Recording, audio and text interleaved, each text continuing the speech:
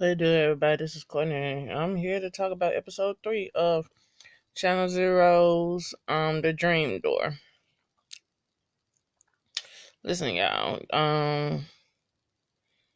Yeah, sorry for the delay. Bit under the weather, whatever. So I'm gonna do a episode a day. So this is episode 3, episode 4 tomorrow, so on, so on. Cause they seasons ain't long worth of fuck. It's just like 6 episodes. Okay. We start off, motherfucking Tom is fighting for his goddamn life, y'all. He's up in that motherfucking pool in that tub, and Professor Jack is trying his best to motherfucking murk that motherfucker. You hear me? And so Tom is able to get out. Right, he runs out of the back room and hits the fucking hallway, slip and slide. Man, I would say butt booty a whole ass naked, but he got on drawers, and so. He see the carnage in the motherfucking hallway. The what hunger name? Jackie. Miss I'ma feed my fish with my fingers up my fucking cooch while she watching him and all that stuff. She laid out and everything, blooded, proceed to be dead and all that. And so right up on him is motherfucking Pressure Jack. They fighting, they tussling. Pressure Jack, Pressure Jack got that butcher knife. And so he got Tom on his back, he on top of Tom, and that knife, you could just see it. It start to slowly go up in his chest. And I'm like this.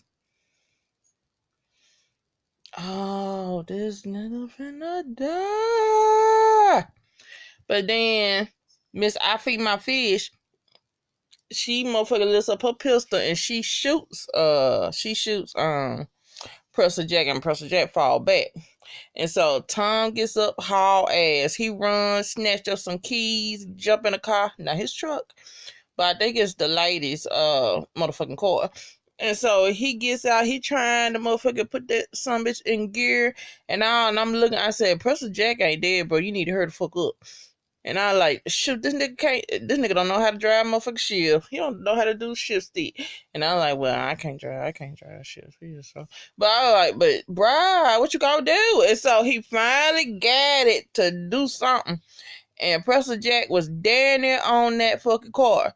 He motherfucking peeled out and hit the road, hit somebody, a woman, and have a car right there. And so she called the police. What I'm talking about? We had an accident. Pressure Jack just like this. And turn around and walk off. And so, yeah, Pressure Jack turn around and walk off, y'all. And so, we get to Jillian. Jillian's in the room. I guess the paramedics or the hospital, the police called, said, listen, you need to bring something, whatever. So she putting in clothes. Here come motherfucking the next door neighbor. Don't listen. I got my speculations on the next door neighbor, y'all. And mind you, I did watch episode 4. And I was right about him. Because just something about him didn't sit well with my spirit. I said, something up with your motherfucking ass. And I was right. I sure the fuck was. But listen now, we ain't finna have no Game of Thrones shit up in here. You hear me? No, we ain't finna do that. Okay, so... And so he shows up. His name is Ian. I'm going to get the name straight. Ian. And all that stuff. And Ian sees she under distress or whatever. And so he takes her to the hospital. Tom there and all that stuff. Tom looking some kind of way. He sees his wife. And he sees Ian. And that Ian leaves. And the police motherfuckers show up. Let me tell you something about that Ian though. So when Ian, somehow, I hope you get better, dude, and all that stuff, and walk out. And when he walked past outside the hospital door, he started walking, and he looks back at the room, and he had this look on his face. He got that crazy eye stare and shit. And he walked off. I said, yeah, you ain't shit, bro. Something ain't right with you, bro. Something sure the fuck ain't right with you, bro. Like that. So she talking, they talking, trying to talk, and she like, I didn't know you was doing, water meditation and all that stuff. And she like, does it help? You like, it was or whatever. I like, bro, don't be trying to be salty and shit, nigga. You one got a whole ass baby on her, allegedly. So they they try to talk some, and then the goddamn cops, them detectives from the preview, from the other episode, them motherfuckers, listen, them detectives don't see it for now one of them, you hear me? Now one of them. I guess they saying it's too many white folks dying around y'all. Too many white folks dying around y'all. Yeah, some ain't right with y'all. But you can tell this motherfucker, this goddamn motherfucker Hollywood fiction. Listen, they supposed to have been put in jail, bro. Been put in jail. Regardless, whatever. But I'm just saying, y'all, let's be real. Let's just keep it 100. Let's keep it 100, y'all. Let's keep it 100. And so, the detective's like, so how you know Jackie and everything? It's a connection between Jackie is the connection between you and Shelley Winters. Who is Shelley Winters? And Tom tried to spill that lie, why I did something for me and Jason did something for the house, yada yada. And Jillian, like, I was like, girl, don't start twitching, bitch. Don't start twitching. Do not start twitching. And so they showed the footage of, the attack at the woman's house and stuff like that. Said, do you know anybody that look like that? And Jillian is like, no. And then Tom, old motherfucking ass, gonna open his goddamn mouth and said that he looks like, he said Jillian used to draw these pictures of this contortionist clown when she was young. And so that motherfucker looked like him. And Jillian giving him the side. I said, bitch, I know you would. I know you were mad at him. I bet you say, if you don't shut your goddamn black ass up, motherfucker. Fuck wrong with you? Like that. I like, this motherfucker just spilling all the bed. He is salty. It's out there. And so they motherfucker leave, but they ain't seen it for them. You know what I'm saying? They are really persons of goddamn interest. You heard me? And so they leave, go home. The dog there. The dog ain't been fed. The dog probably done shitted everywhere, pissed out everywhere. So y'all gonna learn for leaving my motherfucking ass by my goddamn self. Presser Jack got to do it, whatever. That motherfucker ain't thought about bringing me nothing to eat or whatever. Y'all some shitty ass fucking dog parents. Y'all can't handle no goddamn kid. Y'all can't handle this fucking dog, this puppy. Y'all can't handle no motherfucking kid. And so they talking and they bringing up the situation about Presser Jack. And he asked her, do you know who that motherfucker is? And she bust out and said, yeah, that's me. And he like, what? And I'm like, girl, maybe you should have led that, said something better than that's you, bitch. Cause he already motherfucking saying down your ass, girl. And she goes downstairs, I want to show you something. She go downstairs and go to where the trunk at with all their childhood shit. And she shows him, the little notebook where she drew Presser Jack and all that stuff. And then she showed him that, she said, this is Presser Jack. And she told him about, how when her dad left and she started making sketches and all that stuff of her imaginary friend. And so they go downstairs into the downstairs to where Presser Jack room is it. And this girl done pulled out the carcass of the previous Presser Jack from her childhood home. Now why these motherfuckers ain't trying to arrest her for that shit? So, whatever. And so she like showing her like, bam, that whatever, there you go. And so, man, you Presser Jack, why they doing that, whatever. Okay, when they was at the hospital or whatnot, Presser Jack went to go chillax at somebody else's house. He found his family house at the back patio. And Presser Jack, that nigga bleeding inside his head, mouth gone, and all that fucking shit. So he got to recuperate. And so he slides and twists his motherfucking rickety ass up under the patio. The family in there in the kitchen, they get ready to eat good supper and yada yada this, yada yada that. So Presser J said, I'm finna take me a quick nap, get rejuvenated, and I'll be back on to my shits and giggles and stunts and shows. And so while they doing that, and while they doing, while Percy Jack chillaxing, go head back to the Jillian and Tom's house. So they in the fucking basement. And he basically saying it's just somebody just motherfucking found your photos and doing this. He denying the fact. She trying to tell him, motherfucker, you listen, you see what's going on. And then she motherfucking clock his teeth. She like, listen, when you gonna tell him about the kid? Like that. And he like, not like, when you gonna tell it? So you had a kid on me, bruh? And he basically said it was 8 months. They wasn't serious. Cause he loved, he said them two was serious. And all that stuff. But when it came serious, he let it go with her. He said, it wasn't like she came on to me or whatever. He said it wasn't like she came on to him. So what, y'all came on each other? He said like he saw the family laugh and it made him feel some kind of way. So, but you supposed to have came from a good motherfucking family. Your dad supposed to been there for you and your mom in there and all that shit. So what's the deal? Why are you talking about trying to throw Jillian's dad up in her fucking face? How was your daddy, nigga? Apparently your daddy wasn't shit either. I don't like y'all be coming for Jillian like that, bitch. Listen here, girl. Us with motherfucking motherfucking questionable, no good ass daddy. We gotta stick together. We do.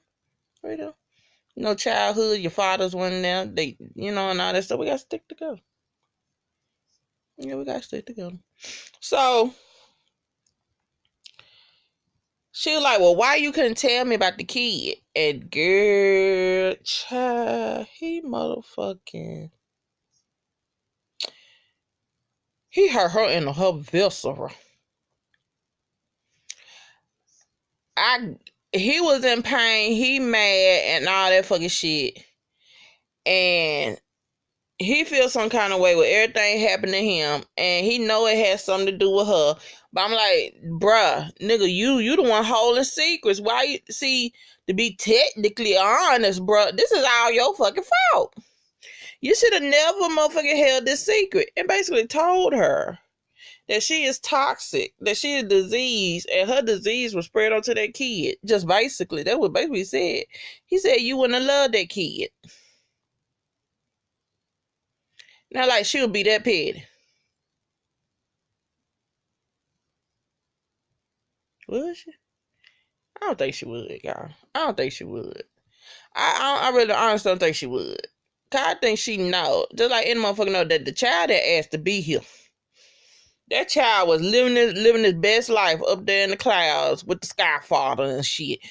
Child wasn't studying about coming down here. Shit. Motherfucker chillaxing with the stars and the caramels, riding comets and motherfucking playing motherfucking hide and seek with black holes in the sky. Shit. Motherfucker wasn't trying to come down here. Hell. So she getting pissed, bitch. And she getting mad, like, you trying to tell me what? Like that. And they go back and she like, you know what? We should have never got married when we did. We should have waited. And then he like, no, wait a minute. I'm like, nigga, what you expect? What did you say about that girl, bro? What you did? You lied, nigga. But you spent for the how you spent for the ex. She feels some kind of way. She don't know. She uncertain. That's that motherfucking, that hurt and distrust and all of that. It done motherfucker. You done made a goddamn fucking tomb up in her gut, up in her chest, bro. And so he said, well, let's go somewhere where we could both work it out, both of us together. And so they head on to her therapist. And her therapist was salty. I give it to him. He was salty. He said, basically, he said, I shouldn't have brought let your crazy ass come back up in here any motherfucking way after you fired me or whatever. And so they go into the same shit. The therapist is trying to tell her that, Pressure Jack ain't real. Which I get it, being that it don't make any logical sense to a muggle. You know, when Harry Potter came out, now we got a term for the regular ass humans, muggles. To a muggle, it wouldn't make sense. But to others with special gifts, it would. Listen, y'all, I done seen some strange shit in my 40 years. You hear me? I have seen some strange shit and experienced stranger shit. So, I'm like this. I don't put nothing past nothing. It could happen. It could motherfucking happen. And so, she's starting to get... I'm like, keep fucking with her. Keep fucking with her. You gonna be dead next, nigga. You finna be dead next. And so with her getting angry and all that stuff from the from Jack's room, and this shit happening in the it's happening in the therapy with the therapist and shit. Professor Jack wakes up, he rejuvenated and all that stuff, still look ugly like a motherfucker and everything, but it is what it is. Listen, y'all notice how his face and where he was shot at? Y'all notice how it looked? Anybody watch motherfucking No End House second season? Y'all notice that when the cannibals were motherfucking, when they eat the memories and all that stuff, and when they take the memories from their victims and shit like that, and sprouts out a physical representation of the memory, and when the cannibals go and eat that memory, what the inside look like? It little balls, little motherfucking bees and everything. It look like pomegranates, whatever, and all that stuff.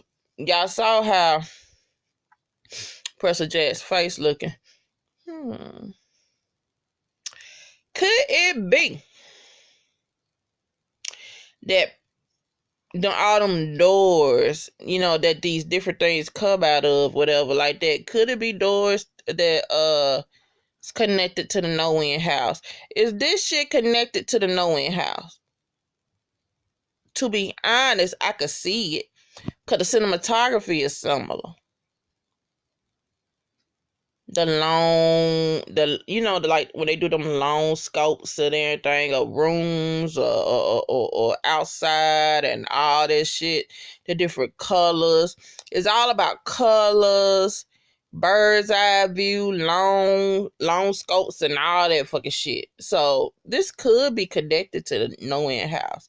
That'd be amazing if the creator is trying to find a way to connect all the seasons, and so everything be in a shared universe. So that'd be amazing. That'd be tight like that.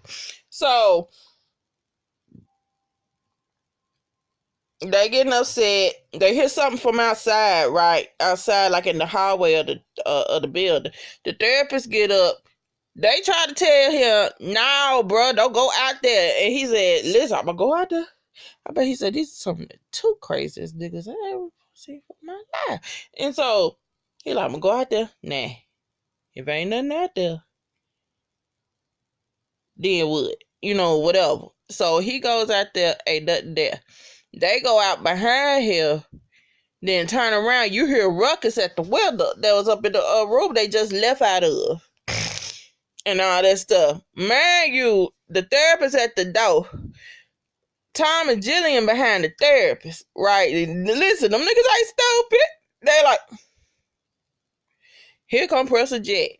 That motherfucker done crawled through the window and everything. Those motherfuckers, Tom and Jillian needs a shaking, y'all. And so the therapist, like, who the hell? And see, the therapist try to pull up a brave front and all that. I could get that. I can understand that and all that. But, bruh, you should have been the main one. You should have been the first one to haul ass, bruh. Now see what happened to you. You should have been the first one to haul ass, but you didn't. And so he tried to set some authority to the person just time I want you to get up and leave right back out that fucking window. I like, bruh, this motherfucker is popping locking on your floor.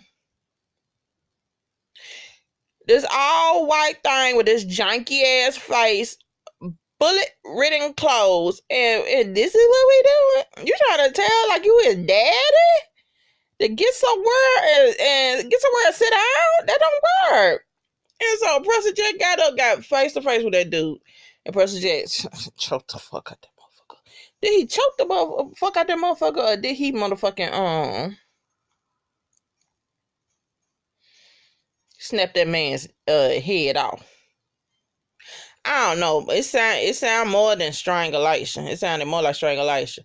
And them motherfuckers haul ass. Listen, as soon as Preston Jack got in his face.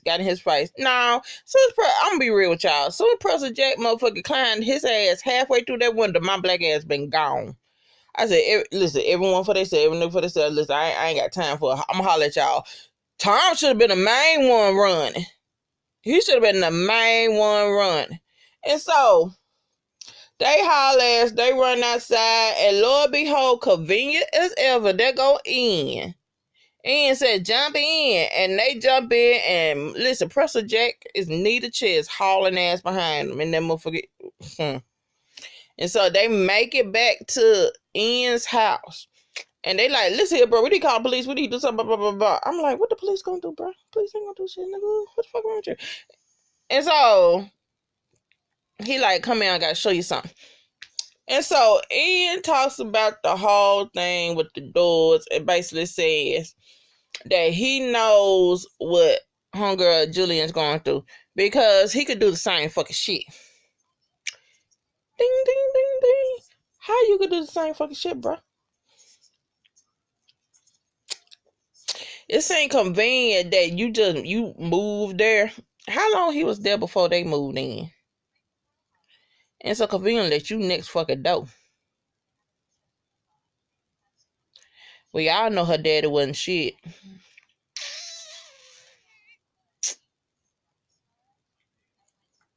And I speculated that she was biracial. I was about to say bisexual. We don't know. She probably did too. But, you know, it is what it is. Live your life. So, but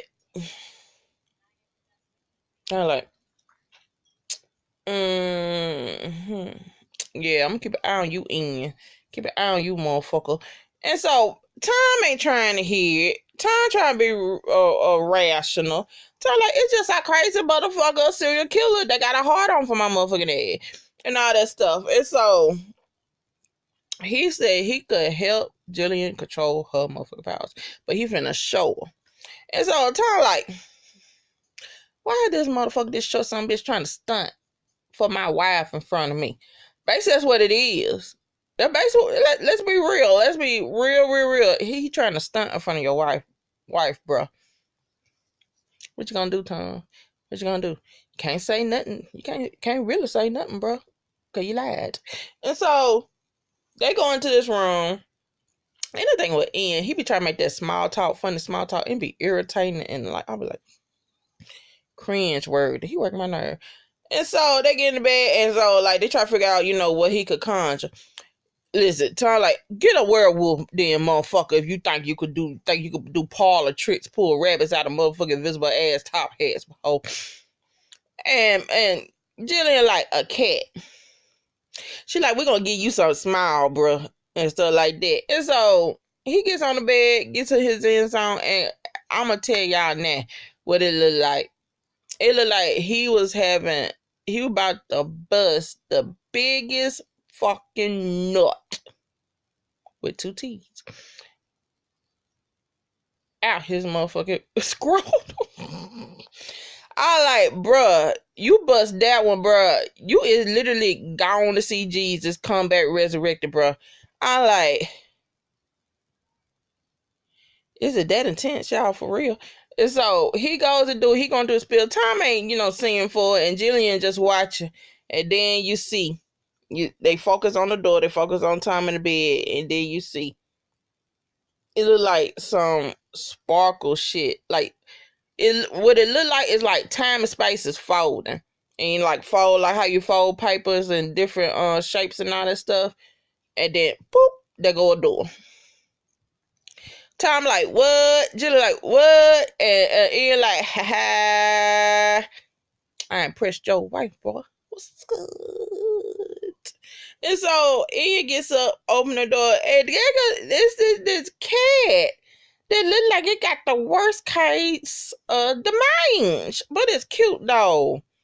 Kind of find out what he call it, a white koi, something like that. It's a better known as a werewolf cat. And he said that's a real fucking species. And I like, that's just a cat with the mange. But is that a real? I gotta go check and see if that's a real species. I gotta go check. So he did the impossible. Tom walks around and looks, and he trying to see where the hell that room come from and stuff like that. And so Ian said, I could teach you how to control it, and we could find a way to control Professor Jack.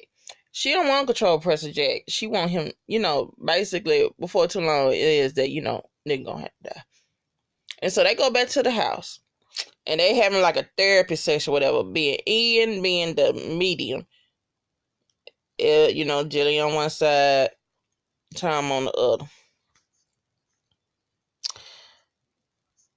So they go back and forth, and go back and forth, and back and forth.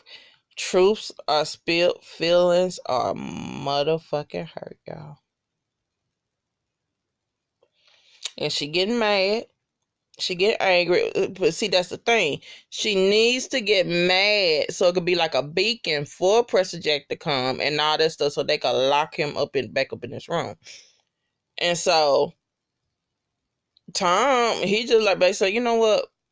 He just look like Tom basically say, fuck it.